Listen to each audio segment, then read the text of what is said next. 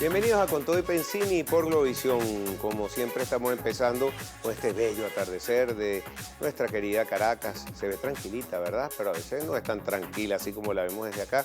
Pero bueno, les deseamos una muy feliz tarde de Con Todo y Pensini, que este es un momento de relax, que no tengan ningún tipo de estrés. Las señoras todavía no tienen que cocinar, les falta un ratico, si no déjenlo para después, quítense los tacones, eso siempre me dicen, oye, tú dices eso y la gente se siente tranquila. Y usted, señor, que también nos está viendo, siéntese tranquilo, tómese un tecito, un cafecito, porque este es un momento para ustedes. Tenemos a nuestro primer invitado, vamos a empezar hoy.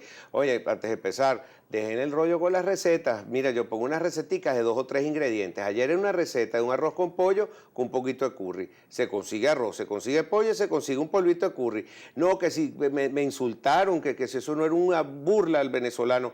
Oye, algo comemos, señor, el que me escribió eso, algo está comiendo, porque no es pura agua que uno se receta. Así que yo pongo esas receticas, son aspiracionales, cuando consiga los ingredientes los anota, pero no podemos tampoco tirarnos a morir. Un poco de optimismo y positivismo. Vean y sean optimistas. Tenemos a nuestro primer invitado, vamos directamente al diputado Alfonso Marquina. Gracias, Alfonso, por estar con nosotros. Él es presidente de la Comisión de Finanzas y Desarrollo Económico de la Asamblea Nacional. Para nosotros muy importante su presencia en el programa de hoy, porque ayer se debatió en la Asamblea Nacional un tema que ha sido fundamental para los inversionistas internacionales, que son tenedores de bonos de PDVSA 2017. Los que tienen más de $150.000, digo, y a nivel institucional. Ayer el gobierno mejoró las condiciones porque el bono no había sido bien aceptado por el mercado, no tenía mucha demanda y las condiciones cambiaron.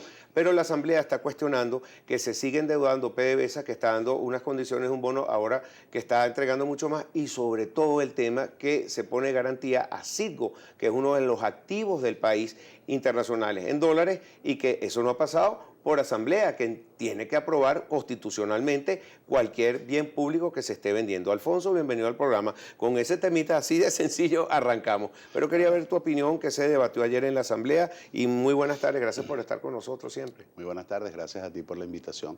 Mira, efectivamente Venezuela sigue hipotecándose, endeudándose en condiciones absolutamente desventajosas para el país. Yo no recuerdo en el mercado financiero internacional un producto o un bono que se ofrezca en unas condiciones como la que está ofreciendo Venezuela. No solo es un cupón de 8.5, lo cual es un cupón bastante elevado, sobre todo cuando comparamos con otras empresas petroleras, que por ejemplo la empresa mexicana acaba de emitir unos bonos con el 6% de cupón, pero además con una prima, en este caso de 1.2 en promedio, es decir, para los que tenían un cupón de 5.75, el cupón es de 1.17, y para los que tenían un cupón de 8.50, la prima es de 1.22. Es decir, estamos entregando por cada $150.000 o por cada $200.000 que tú entregues, tienes que dar, vas a recibir, en este caso si entregas 200.000, vas a recibir 240.000. Por lo tanto, hay un nuevo endeudamiento que va a dar un rendimiento para los próximos 4 años de aproximadamente en promedio un 20.5, muy elevado, y eso lo que te demuestra es la situación de riesgo en la que está la industria petrolera por la mala administración, por las condiciones como se encuentra actualmente. Ahora, ¿por qué estamos en este momento reperfilando o reestructurando esta deuda? Cuando lo correcto sería en todo caso un reperfilamiento de toda la deuda y no andar en estos ensayos a última hora que terminan siendo negocios realmente improductivos o inconvenientes para la República. Lo estamos haciendo porque después que la empresa petrolera tuvo la bonanza petrolera más grande de toda la historia republicana, lamentablemente esos recursos no se invirtieron en nuevas inversiones, en nuevos pozos para aumentar la producción. Por el contrario, después de 16, 17 años, hoy Petróleos de Venezuela produce mucho menos de lo que se producía en el año 98. No se ha hecho tampoco inversión en mantenimiento de la infraestructura actual. O sea, toda esa deuda ha ido a saco roto. No se ha cancelado la deuda comercial, es decir, deuda con proveedores, deuda con contratistas. De hecho, según el último estado financiero de PDVSA, esa deuda está cercana a los $20.000 millones americanos, 19.000 y tantos. pero tampoco tiene capacidad hoy día de asumir o de enfrentar la deuda financiera, por eso está reestructurando o reperfilando esa deuda. La pregunta que se hacen todos los venezolanos es, entonces, ¿qué se ha pagado? ¿En qué se han gastado los recursos de PDVSA? ¿Dónde están los reales? Algunos Decía Luis dicen, Herrera. algunos dicen que la inversión social de PDVSA, pero ¿de qué inversión pueden hoy alardear cuando vemos que los resultados y la crisis social que hoy viven los venezolanos es una crisis sin precedentes? Las supuestas inversiones en algunas misiones están prácticamente abandonadas. Entonces la pregunta nuevamente que nos hacemos todos los venezolanos con muchísima preocupación, no se trata de darle un desahogo financiero a la industria para el año 2016, porque ese desahogo financiero, si se sigue administrando la empresa con la irresponsabilidad, con la opacidad, con la corrupción administrativa con que se ha administrado en los últimos años, ese desahogo del año 2016 puede poner en un grave riesgo la liquidez de la empresa en los próximos años y podría terminar siendo mucho más inconveniente para Venezuela esta reestructuración actual que tener que hacer frente en los actuales momentos a esa deuda financiera. ¿Cuál fue la resolución que se tomó ayer dentro de la Asamblea Nacional sobre este canje de bonos? Se acordó citar a que compareciera el presidente de PDVSA para que explicara las condiciones de este bono, por qué se está dando un rendimiento tan alto, por qué no se han hecho los esfuerzos para una reestructuración o reperfilamiento total de la deuda de PDVSA que nos permita conseguir mejores condiciones, porque se sigue en una especie de ir actuando sobre la urgencia y no se hace una planificación real y se le da un carácter de Estado a este tipo de deuda, porque ya basta de que un solo sector del país siga hipotecando el futuro de todos los venezolanos. Lo sensato, lo correcto, lo responsable, lo que transmitiría confianza para los inversionistas extranjeros es que vieran a un gobierno, a una oposición, a un Ejecutivo Nacional junto con el Parlamento discutiendo con carácter de Estado la deuda de la República y la deuda de la principal empresa de Venezuela, que en este caso es PDVSA. Y el otro elemento que a nosotros nos angustia es que a pesar de que das estas condiciones tan ventajosas en cuanto a la prima y en cuanto al cupón, ¿por qué entregas en garantía uno de los activos más importantes que tiene Venezuela? Y yo me atrevería a decir el activo con el valor estratégico más importante del país.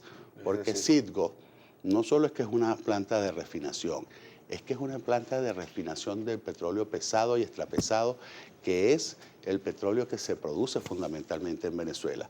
Entonces, con esta irresponsabilidad, comprometiendo el 50.01% de las acciones de esta empresa, podríamos poner en riesgo también la refinadora que garantiza un mercado seguro al petróleo que se extrae en el país. Sobre qué pasaría si la Asamblea no aprueba este canje de bonos. Quizás algún tenedor de bonos que haga el canje el día de mañana vaya a cobrar su bono y le diga, no, señor, eso no está aprobado, la Asamblea no lo aprobó, o se incurrirá en algunos artifugios ahí del Tribunal Supremo para cambiar. Hay una modificación de la Ley Orgánica de Administración Financiera que creo que data del año 2007-2008, en la cual se creó una excepción en el artículo 101 para la industria petrolera, es decir, para que la industria petrolera no estuviera sujeta a las restricciones que la propia ley orgánica le impone. En este caso impone incluso a través del artículo 105, en el cual establece que en ninguna operación de crédito público se puede dar como garantía ni rentas ni bienes nacionales. Esta modificación, entiendo, la hizo con la intención el señor Chávez de comprometer la renta petrolera a través del fondo chino. Por supuesto, se ha recurrido en la interpretación de la violación de la Constitución Nacional de esta norma.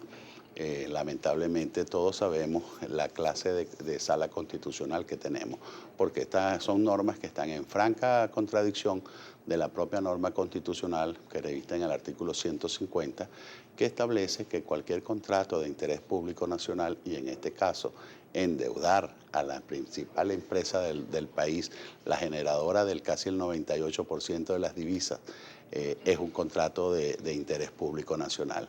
Así que requiere de la autorización de la Asamblea Nacional de acuerdo a la norma constitucional, pero en todo caso hay allí una norma prevista en el artículo 101 que a mi juicio viola la Constitución, pero que está vigente porque el Tribunal Supremo de Justicia, en esa especie de licencia para delinquir que le ha venido dando a todo este gobierno, le ha dado el visto bueno a esa norma. Interesante. También el otro día el ministro de Comercio dio unas polémicas declaraciones. Yo creo personalmente que no tuvo suficiente tiempo para completar lo que él estaba diciendo, pero él dice, por ejemplo, que no sabe a quién le va a presentar el presupuesto de la Nación por el problema que tienen con la Asamblea Nacional, con el Tribunal Supremo, que están vetados, dicen que están en desacato porque incorporaron a 3 de los diputados de Amazonas, entonces con ese desacato todo lo que ha salido de la Asamblea y que vaya a salir está nulo de toda la unidad, eso dicen eso, pero entonces una persona se hace un presupuesto de un gobierno, se paga, se da el vuelto y no tiene contralor ni nadie que lo vigile. Bueno, en primer lugar, la Asamblea Nacional es la expresión de la soberanía del pueblo de Venezuela. Se eligió el 6 de diciembre por una votación calificada de las 2/3 partes. Quien entra a violar la Constitución es el propio Tribunal Supremo de Justicia. En primer lugar, cuando da una medida cautelar suspendiendo la elección de 3 diputados que prácticamente deja al Estado Amazonas sin representación, violando incluso un principio fundamental como es el de la federación. Pareciera que del tribunal pretende decir que Amazonas no forma parte de la República de Venezuela, pero en todo caso existe el recurso. Ese recurso están obligados a decidir, ya han pasado más de 8, 9, casi 10 meses y lamentablemente no ha tenido ningún interés la sala electoral en decidirlo, porque ellos lo que pretenden con esto es boicotear, impedir que haya una votación calificada en la Asamblea Nacional, que son los 110 diputados, para que nosotros allí podamos aplicar la Constitución en la designación de los rectores del CNE, en la designación de los magistrados, pero también en la remoción de aquellos magistrados que no cumplan con su obligación constitucional. Así que ese no es el punto, pero además no puede el gobierno nacional en una nueva, que sería ya el sexto decreto de emergencia que viola la Constitución, porque la Constitución en el capítulo de los estados de excepción establece que efectivamente se puede decretar una emergencia económica hasta por 60 días y que esa emergencia económica puede ser prorrogada por 60 días más, por un lapso igual. Es decir, que aún presumiendo que fuese o asumiendo que fuese constitucional ese decreto de emergencia, que no lo es, porque el estado de excepción, en este caso del decreto de emergencia, supone un proceso jurídico complejo, es decir, donde intervienen 2 poderes públicos. Por un lado, el Ejecutivo propone el estado de excepción y el Legislativo lo autoriza. La Asamblea Nacional nunca lo autorizó, por el contrario, lo negó. Y se ha venido a través de una licencia para delinquir que le dio la sala inconstitucional del Tribunal Supremo al señor Nicolás Maduro, violentando todas las normas constitucionales. Bueno, esa violación ya se ha repetido 6 veces.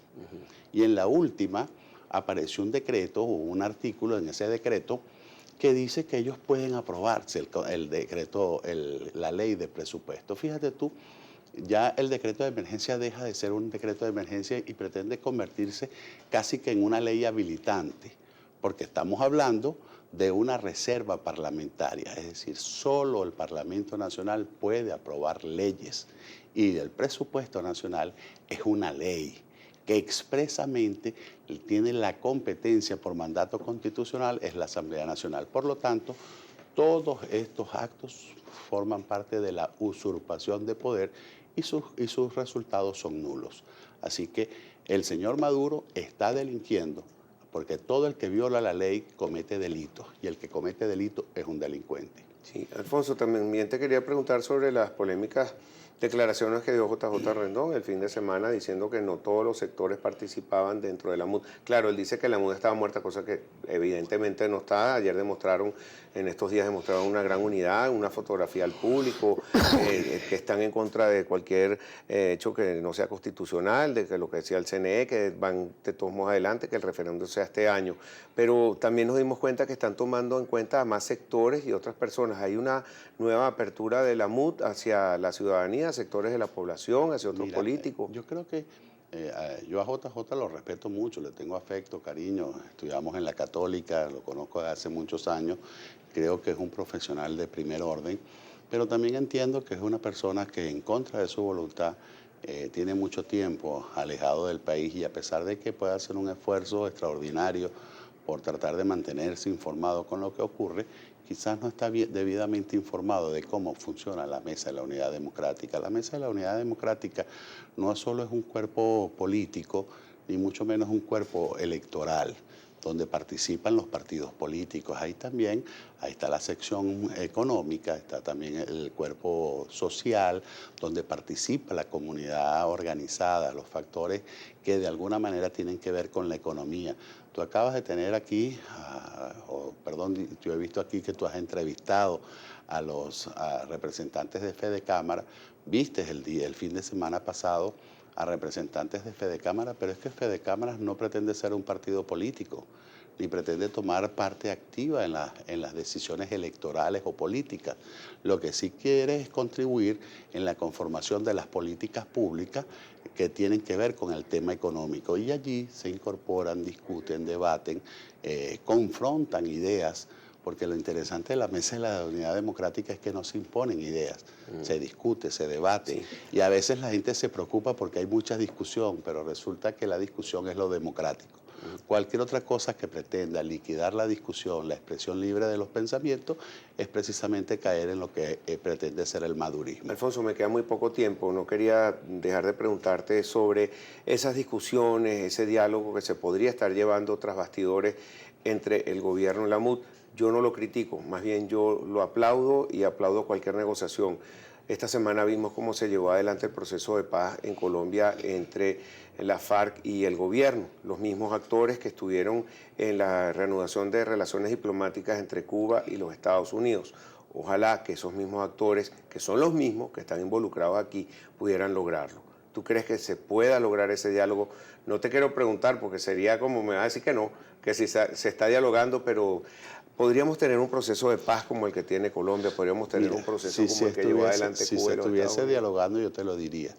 Lo que sí yo creo que es que el diálogo no puede hacerse público porque de alguna manera eso exacerba las posiciones de cada uno, los radicaliza. Y aquí cuando uno lleva un diálogo tiene que tener no puede tener posiciones irreductibles, tiene que haber un diálogo que busque consensos. Pero en todo caso, el diálogo es un diálogo democrático, donde tiene que haber respeto al Estado de Derecho, donde tiene que haber el reconocimiento y el respeto al otro. Por lo tanto, cuando nosotros hemos dicho nos vamos a sentar a dialogar, debe haber una condición previa, que es el respeto al derecho constitucional que tienen los venezolanos a revocar este gobierno. El gobierno dice, bueno, es que tú no me puedes obligar a mí a que yo acepte un revocatorio, que nadie te está obligando a que lo aceptes. Lo que sí tú estás obligado es a respetar la Constitución. Y el CNE y el gobierno... Y el CNE y el gobierno están irrespetando el derecho de los venezolanos a revocar un gobierno. Así que el revocatorio no está en el diálogo, no estará en el diálogo. El diálogo será no para darle una solución al gobierno, sino para buscar soluciones al país. Y si el país, para solucionar sus problemas, tiene que cambiar al gobierno, bienvenido el revocatorio y por eso estamos luchando todos. Alfonso, muchísimas gracias por estar con nosotros, bienvenido siempre al programa y bueno, el tema que más tratamos que es el financiero, gracias por aclararnos tantas cosas. Gracias. Bienvenido siempre. Alfonso Marquina, presidente de la Comisión de Finanzas y Desarrollo Económico de la Asamblea Nacional. Ya regresamos con más para ustedes en Con Todo y Pensini, Globovisión.